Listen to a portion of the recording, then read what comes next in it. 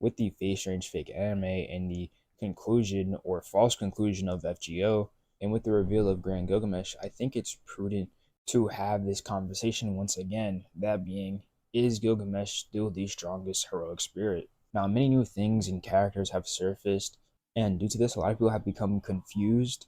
Like, when the conversation is normally brought up, they say, oh, yeah, well, he loses to the beast class servants, or the divine spirit class servants, or those type of servants in general, which they were never in question in the first place. I don't really think people are still claiming seriously that he's the strongest servant, as the beings I just listed off aren't even heroic spirits. As I said before, they are usually divine spirits or like some form of elemental. But this is my second video where I talk in depth about Gilgamesh, but it is also my first video that is a mainly inverse discussion about him. And honestly, I already know people are going to be mad in the comments, but it is what it is. I am not saying any of this to stir up anything. I'm just saying that these are my thoughts on this topic. To be clear from the start, I am only talking about heroic spirits, not servants. That distinction matters a lot, and we will get into why. Before that, the main reason I am making this video is to clear up the Gilgamesh's reputation, because he gets an insane amount of slander for all the wrong reasons, and I'm not exaggerating. Not to say the slander isn't funny, but like, there are some niggas that genuinely believe the shit that's the slander. They genuinely believe the slander. It's terrible. People rarely talk about the actual questionable things he's done. Instead, the conversation always turns to his claim of being the strongest heroic spirit or the strongest servant. Because of that, people constantly call him a fraud without really understanding what is being shown to them in the story. So let us slow things down and actually break this apart. First, we need to define what a heroic spirit actually is. Because heroic spirits and servants are not the same thing, they are related but not interchangeable. A heroic spirit is a hero who accomplished great deeds in life, whether that be in the past or even the future, and whose existence has been recorded within the Throne of Heroes. The Throne of Heroes itself is a higher plane of existence where heroic spirits return after death. It exists outside the flow of normal time, meaning it contains heroes from every point in history, from before they were born to long after. Because the Throne of Heroes exists outside of the concept of past and future, it can adjust a heroic spirit's knowledge depending on the era and location they are summoned into. Now, the servants we see in the material world are not the full existence of a heroic spirit. They are copies or fragments or shadows projected down from a higher dimension. What we see fighting in a Holy Grail war is not the true heroic spirit in its entirety, but a limited manifestation shaped by a class, container, and the rules of the system. Now that we have that out the way, this leads to an important point, that being, beings who are divine spirits, even when they do appear as servants, do not qualify as heroic spirits. Characters like Corneus, Quetzalcoatl, or Indra. Sorry if I butchered any of those names. They are all divine spirits first and foremost, not heroic spirits, even if they are summoned in a servant container. With that distinction made, Gilgamesh has been repeatedly stated and consistently portrayed throughout the Fate series as the strongest heroic spirit. Sometimes it's stated that he is the strongest servant, but that claim is usually being made within the context of a standard Holy Grail war, where abnormal or irregular servants cannot normally be summoned. This is not a one-off statement either. The idea of Gilgamesh being the strongest heroic spirit is repeated over and over again across the franchise, and when I say repeated, I mean it has been stated over a dozen times, and I'm not even joking. Now, the first thing that people usually bring up in this conversation in opposition to Gilgamesh is the Grand Servants. Being a Grand alone does not imply them being stronger than him. While yes, Grands are a rank above an average servant, Gilgamesh, when trying, is applicable for this, though it's implied that it's more him being arrogant that denies him the position rather than a lack of power, as before even being revealed as a Grand all the way back in his third interlude. He was already being compared to a Grand, which it was being questioned whether he could be summoned as the seventh Guardian, which would imply the seventh Grand Servant, due to it being questioned that he was summoned by the Counterforce to eliminate any threat in the world, or to the world, and the Grand Servant version of him is just him going all out, removed from arrogance, so it wouldn't be crazy to say that he was likely on those Grand tiers beforehand. So Grand Servants by themselves shouldn't just inherently scale above him. So let's actually get into the Grand Servants specifically. Whenever the topic of Grand Servants come up, people always bring up this guy, and for good reason. He's probably the fan favorite of Grand Servants, that being Solomon. Now, he may be a Goetia statement merchant, but still, he is definitely strong and should be in this conversation. But I have two main issues on how people use Solomon in these discussions. First being, when Solomon was actually first summoned, he was not a Grand Servant. He was summoned as a normal caster class servant, and in that state, he only possessed one of his rings. Technically, he was summoned with none, but still. And during the Holy Grail War, he defeats 6 unknown servants. Now, that isn't nothing, but it isn't particularly impressive either, because even someone like Tristan from the Knights of the Round Table could pull that off, and we already know he's not in this conversation. Now, before anybody brings up that Nasu statement where he equates Gilgamesh to like 5 servants, we know that statement is objectively wrong because there's literally a perfect example of Gilgamesh destroying multiple servants at once. That being when Gilgamesh destroys Iskander's reality marvel. That reality marble specifically allows Iskander to summon his entire army as heroic spirits. Historically, that army could be over 90,000, though in FGO it's stated that his army is over 10,000, so that could just be a really low estimate because it doesn't necessarily set a cap. So the soldiers in Iskander's reality marble could really be the 90,000s or even 100,000s, but sticking with what we know, it's over 10,000. And Gilgamesh pretty easily destroyed that entire reality marble. So Nasu's statement about Gilgamesh only being like 5 servants is just wrong. And to be clear, this is not me saying that Iskander could defeat Solomon. That isn't the point. The point is that defeating a handful of unknown servants is not as nearly impressive as people make it out to be. Now, people will usually respond with, well, what if Solomon was summoned as a grand? But the next question would obviously be, how many rings would Solomon have, and how much stronger would he be? And at that point, we're no longer talking about facts. We're talking about massive assumptions. We know that Solomon, when he was alive, was stronger than Goetia, but we don't know if he will retain that level of power or anything close to omnipotence as a servant, even if he had all 10 rings. Because as I said before, servants are merely fragments or shadows and don't possess the true strength of their original selves. So we really just can't claim certainty in this situation. And like I said earlier, once we reach that point, the discussion stops being grounded in evidence. It becomes pure speculation, and because of that, it is better to keep these conversations or assumptions out entirely. The other grands that usually get mentioned are King Hassan, Noah, and Orion. Starting with Orion, there's really no reason to bring him up in these discussions. Every major feat he had an external amp for. Against Artemis specifically, Orion was massively amped. Before that boost, he literally couldn't even harm her. On top of that, he gets compared to characters like Heracles and Achilles, in which he's outdone by both of them, which already tells you where he actually stands power-wise. So overall, Orion is just not relevant here. Next is Noah, and this one is even more straightforward. Noah struggled against what was essentially a fake Gilgamesh. It was so bad that Noah actually thought that he had advanced against heroic spirits, and this version of Gilgamesh can't even use the Gate of Babylon properly. That alone puts things into perspective. That brings us to King Hassan, and out of all the grands I've mentioned, he has the greatest chance so far. Now, when it comes to King Hassan, he really only has 2 major feats that people point to. The first is Gawain stating that King Hassan rivals the Lion King or the goddess Rhongomyniad. The second is that he was the first being to actually deal damage to Tiamat. Let's start with the Tiamat feat because it has some nuance. It is pretty clear that King Hassan does not actually scale to Tiamat in raw power, as he cannot fight her by himself, and no one seriously argues that he could. At the same time, I also cannot say that because he damaged Tiamat, he automatically is on the level of someone like Ketz. The reason for that is the damage that he dealt was not about raw strength, it was more about the nature of his ability. As King Hassan's ability allows him to sever a target's fate through the manipulation of death. His death manipulation was even stated to be similar to the Mystic Eyes of Death perception, so it wouldn't be crazy to say that it outscales his physical capabilities. Now, there is an argument here, and it essentially goes like, Tiamat was overriding the underworld, so King Hassan being connected to death and Ereshkigal being connected to the underworld, they should have had the same effect. And because they did not, King Hassan should scale above the goddesses that failed to harm Tiamat. The problem with this interpretation is that it runs into a bigger issue with how authorities work within fate, as it's implied that you cannot resist or override the god's authority if that authority is superior to yours, as gods with higher authorities gain resistances to authority-based abilities from gods with lower authorities, and gods with even greater authorities can ignore that resistance entirely. A perfect example of this is Ereshkigal.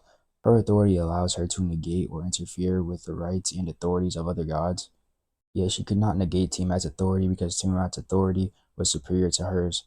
So this logic should not cleanly apply to King Hassan because he is not a god, and therefore does not possess an authority.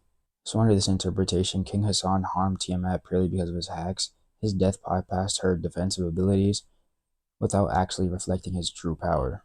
The second interpretation is that his ability genuinely places him on the level of a top tier divine spirits, and under this interpretation, he'd likely be as strong or stronger than a demiurgic slash chief god.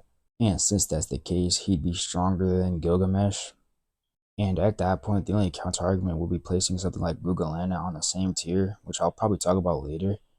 But me personally, I lean toward the first interpretation, that being King Hassan defeated Tiamat not through raw power, but through an ability that ignores conventional scaling.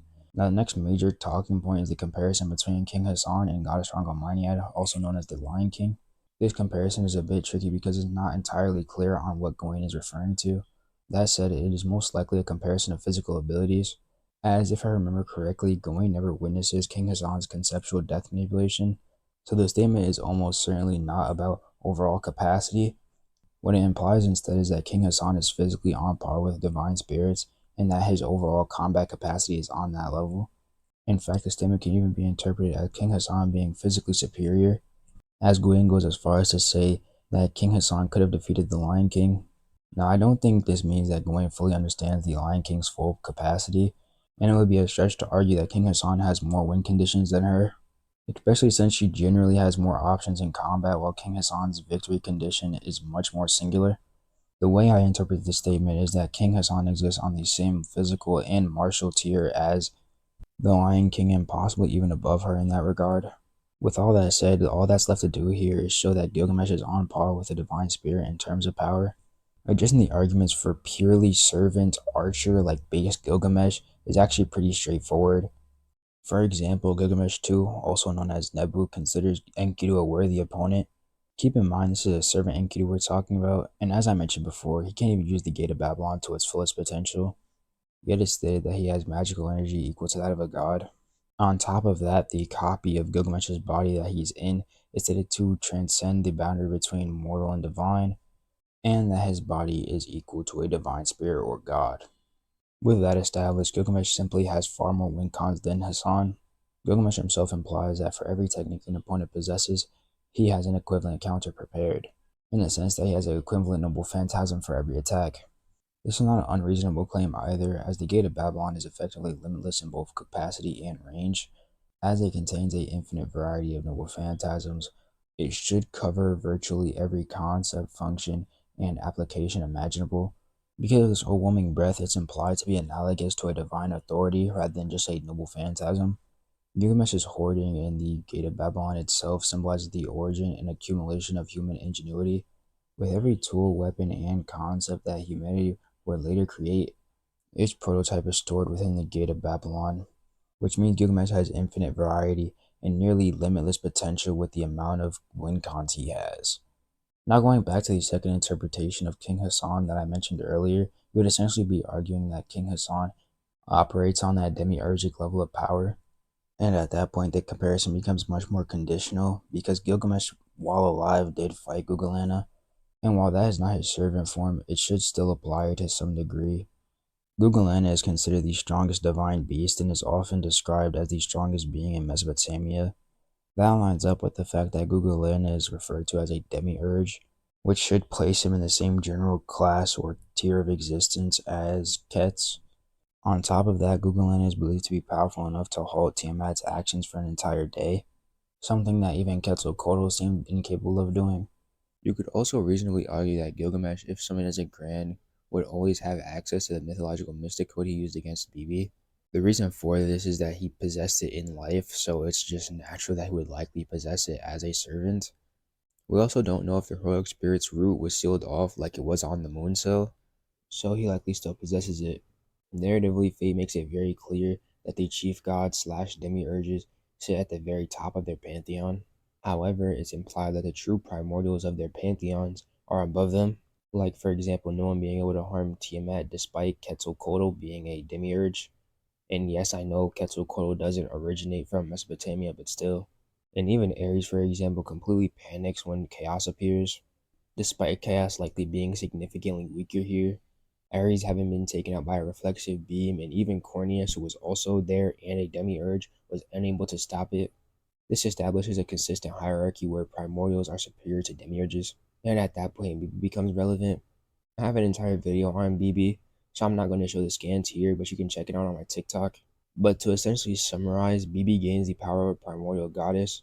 While obviously our power isn't on the same scale as Tiamat or Chaos, due to the narrative surrounding Amaterasu and Extra anyway, she should still somewhat be on that tier. So if you want to argue the absolute high end for King Hassan, you can do the same for Gilgamesh. Now for the final contender in this discussion, which everybody probably has been waiting for, it's unsurprisingly Grand Saber Artoria Pendragon, also known as Lord Legis. Lord Logris, my bad. There has been a lot of new content surrounding this version of Artoria, and with that comes a lot of misinformation, so let's actually break it down properly. The first thing that needs to be talked about is Goetia's statement before we even touch her official profile. As Goetia himself refers to her as the ultimate existence and claims that his grand servant is the strongest existence. Now, from my understanding, there's two interpretations of this. The first being that this is in a categorical sense. To explain what I mean, the servant Saber class is generally considered the strongest servant class. Grands are the pinnacle of their class, and within that framework, she will be considered the strongest heroic spirit in that category. The second interpretation is one that comes from Artoria herself. She believes the situation is far more nuanced, and according to her, the statement is likely regarding her status as the holy sword wielder. She does not literally think she's the strongest across all beings. She does not even fully agree with Goetia's judgment or assessment, because she thinks her being the strongest holy sword wielder is a lot more nuanced than that. So in either interpretation, this statement is not meant to be taken literally. I really hope that we're not arguing she's the seriously strongest being in all of existence within Fate. To me, at best, she's debatably on the same level as Artoria Avalon. Speaking of Artoria Avalon, let's actually explain why. Lord Logris is the ultimate form of Arthur or Artoria as portrayed in legend. This form of hers does not exist as a actual historical person. And honestly, I don't know where this other interpretation came from, but it's been brought to my attention by someone. People are claiming that the Artoria we see in the original Fate Stay Night is supposed to be the vessel of Lord Logris, but this isn't true.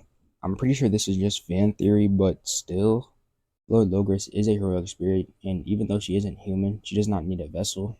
Think of it like how Enkidu technically is a divine being, but doesn't necessarily need a vessel. But the closest comparison to her would be Assassin Sasaki Kyojiro, since both are fictional entities manifested as heroic spirits. Lord Logris is essentially an amalgamation of all of King Arthur's romanticized myths. But what really matters here is her mana, which is stated to be inexhaustible. This is important because it implies she has an effectively limitless supply of magical energy, and that detail sets the foundation for everything we're about to talk about, which brings us to Excalibur. This is because we know Excalibur is powered by the magical energy of its user. This has been shown consistently both in the original Fate Stay Night and its later remaster. But the idea that's portrayed to us is that what makes Excalibur so powerful is not just the sword itself, but the sheer amounts of magical energy that Artoria can pour into it. What truly makes Excalibur special, however, is that under certain conditions, it can draw the magical energy of the planet itself. Normal Artoria has seemingly never activated this function, even so, her strikes with Excalibur were on the level of a divine spirit. Because despite all of that, there still appears to be some limit. We see this clearly with Artoria Alter. She is being supplied with bottomless or inexhaustible magical energy from Sakura, and Saber Alter is going all out. Because she's always going all out, yet Excalibur clashes evenly with Medusa's Noble Phantasm, which is odd considering Saber Alter would be just pouring all of her magical energy into her attacks, considering she always going all out, and yet it takes a moment for her to overwhelm Medusa, which implies that her magical energy has a soft limit or soft restriction, or Excalibur has a soft limit when it is not drawing magical energy from the planet. In other words, no matter how much magical energy the user has, the sword itself has a soft ceiling unless the planetary function is activated. Lord Legris has essentially the same Excalibur, but without the soft restriction, as her Excalibur is essentially Excalibur in its ultimate form, and in this state, she can use her magical energy core as a catalyst to draw magical energy from the planet. In simple terms, it allows her to access exactly as much energy as she needs to defeat her opponent. Now, some people will immediately say, okay, so Aya is compared to normal Excalibur, which means that Excalibur should be stronger than Aya in Lord Legris' hands. But in reality, it's a lot more nuanced than that. To start, people often cap Aya at a value of 4,000 because in Fate Stay Night it is stated that Aya does 4,000 damage.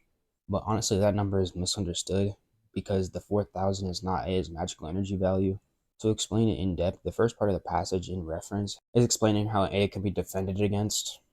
It has nothing to do with mana quantity. After that, it explains how damage is calculated. Damage comes primarily from strength, sometimes reinforced by magic. in reference to magical energy. Only after that entire calculation is finished does the text state that the result can't exceed 4,000 damage.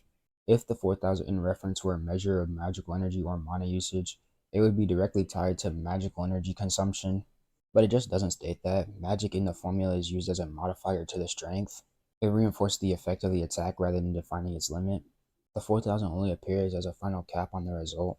That tells us what the number actually represents. It is the maximum effect that the system allows Enuma Elish to express, not how much magical energy A is consuming. So overall, the idea that Enuma Elish is limited to a 4,000 fixed mana output is simply false, and it's actually crazy that people believe that divine spirits only have 4,000 magical energy units. Like, I don't know. And it might even be less than that under that interpretation because Aya is usually always said to be superior to Excalibur. So that's so odd. Anyway, I think this is where the nuance really comes in because I don't think that Aya is compared to Excalibur in reference to its normal self. Now, before anyone jumps on that, let me explain. To understand what I mean by this, we need to talk about Rhongomyniad first. Rhongomyniad is a spirit stated to be equal or even greater than Excalibur itself. This is shown throughout the entire narrative of FGO of how important the weapon is itself. But essentially, it is an existential pillar. Its role is to ensure the stability of the human world, otherwise known as proper human history or human order, by preventing the resurgence of the Age of the Gods. Conceptually, it is represented as an invisible tower that pins reality in place.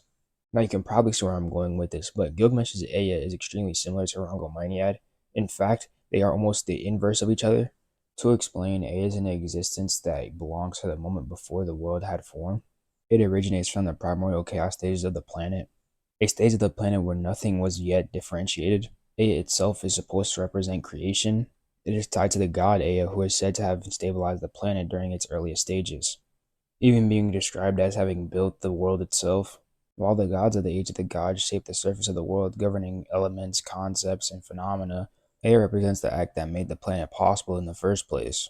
Because of this, the sword Ea, or the attack Enuma Elish, it reenacts the primordial state of the planet it was born into, removing the distinction and differentiation given by the god Ea. To put it simply, Rhongomyniad stabilizes the planet's textures, while Ea forcibly reverts that texture back to its source.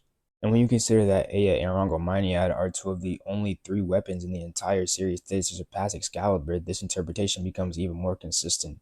It is also stated in Fate Stay Night that the magical energy contained inside Ea far exceeds that of Excalibur, which only adds further consistency to this interpretation. And even if you disagree with me up to this point, through the Gate of Babylon, Gilgamesh can amplify Ea exponentially. The Gate of Babylon contains an effectively infinite number of weapons and magical constructs, meaning he can potentially continuously stack amplifications on top of amplifications. So even in the most conservative interpretation, Gilgamesh does a path to pushing Ea's output far beyond any fixed comparison.